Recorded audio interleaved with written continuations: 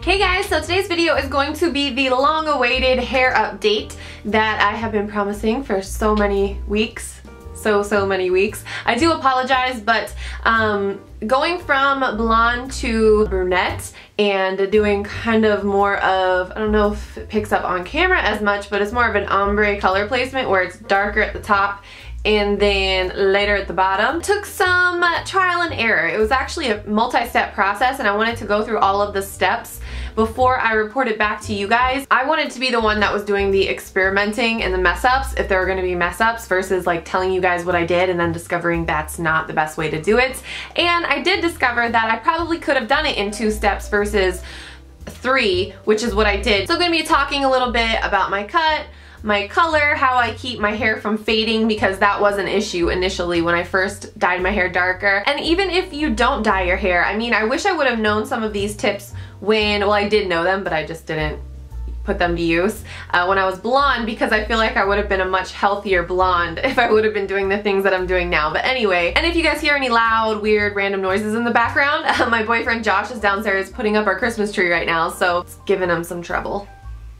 That's why we're up here. I don't have a ton of layering just because my hair in the back does not, if I do too much layering in the back, it just like poofs out. But if I don't do enough layering, it kind of poofs out. So I have some subtle, like longer layers all the way around, and probably my shortest layers that I have are, I mean, you can see, they're not that short. So they're pretty long layers, but I do have them in there so that my hair on the ends just lays a little bit more smooth and a little bit flatter on the ends. She does sometimes cut a few face framing layers around the front just to break it up, because I have a big old head, so sometimes you just need a little bit of different lengths in the front to break that up. And you guys probably can't tell because you always see me from like facing forward, but it is a little bit shorter in the back and just a touch longer in the front. So I would just describe it as a longer shoulder length bob that is a little bit longer in the front.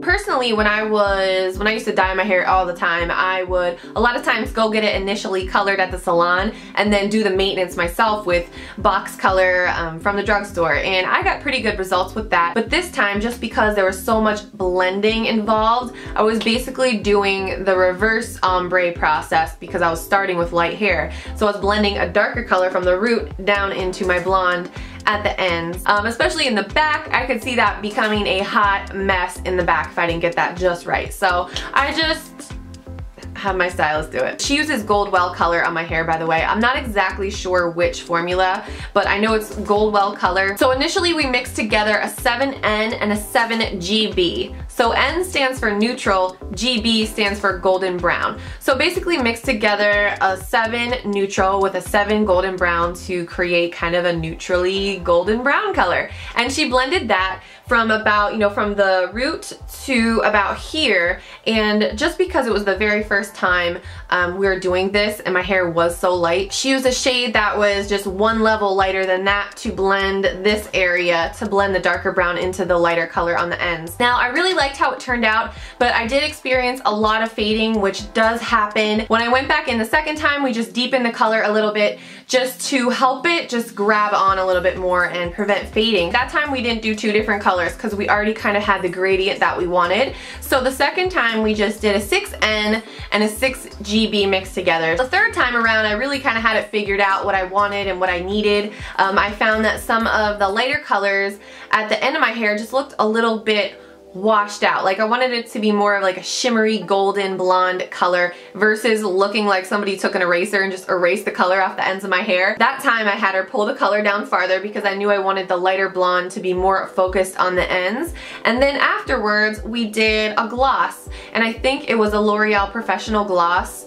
So any kind of golden blonde gloss would give you the same effect. In the darker areas, it made it look just a little bit more dimensional, kind of gives you that shimmery color, and then on the ends it just infused more of a golden blonde color onto the ends, so it didn't look so, they didn't look as mousy and kind of washed out as they did before. Honestly, that to me was the finishing touch that pulled it all together. I love the way that it looked, and that's what I mean about, you know, going through the whole process before telling you guys how I did it, because I would have just gone in that second time, told her to throw a darker color on my hair, pull it down a little bit farther, and do the gloss.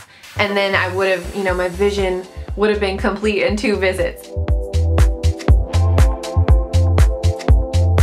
Getting your color to look the way that you want it is only half the battle.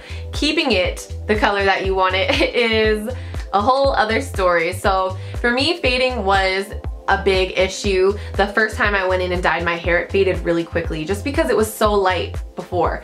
And then the second time it was a little bit better, and then the third time it barely faded at all. I made a few specific changes to my routine that I'll talk about in a minute, but I think that you know, preventing fading actually starts before you even go into the salon. So you want to go into the salon with somewhat dirty hair. Now I know it kind of skeeves all of us out to think about going in to your stylist with like nasty hair. Like, I don't want to do that to anybody. So I usually do second day hair. For some reason, clean hair doesn't really grab onto color as well.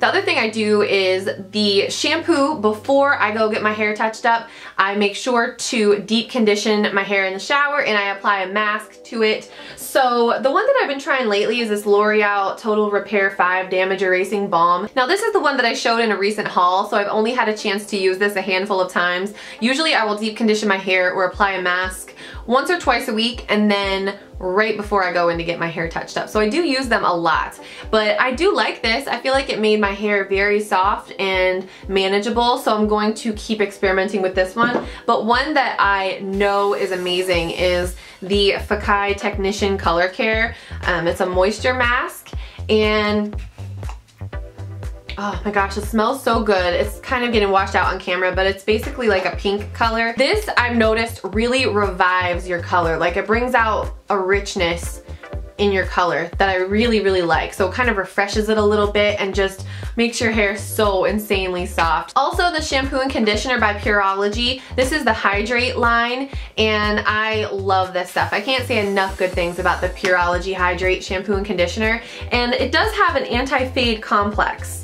So it's specifically formulated for color treated hair, and it says like it's supposed to be sulfate free, but the shampoo lathers. So when I use it on my hair, it lathers, which usually sulfate free stuff doesn't lather, so maybe I'm just confused about that. But I don't really get too hung up on that because whatever it is, it works, and my hair has been in really good condition since I've started using these products. So you can find these at Ulta, by the way. But all of that aside, the biggest tip that I have for you guys on keeping your color really vivid and vibrant is pretty much involves no money. It's really easy to do, and you don't have to go out and buy extra products. And that is to not wash your hair or rinse your hair in hot water. Now, it's getting to be winter time, so I know it sounds hard, and I know it sounds very painful, but it's not that bad. I take a warm shower, and then whenever I just, you know, am shampooing or rinsing my hair or whatever, I just flip it on cold really quickly. And if you can't do cold, do cool. If you can't do cool water, at least do lukewarm, because if you think about it, hot water is damaging to our skin. It makes our scalps itchy. It makes your skin dry. In the same way that it's damaging to your skin, it can damage your hair. It can make your hair really dried out and just, you know, you can like boil your hair to death in hot water, which sounds horrible, but it's true. And the other thing is heat.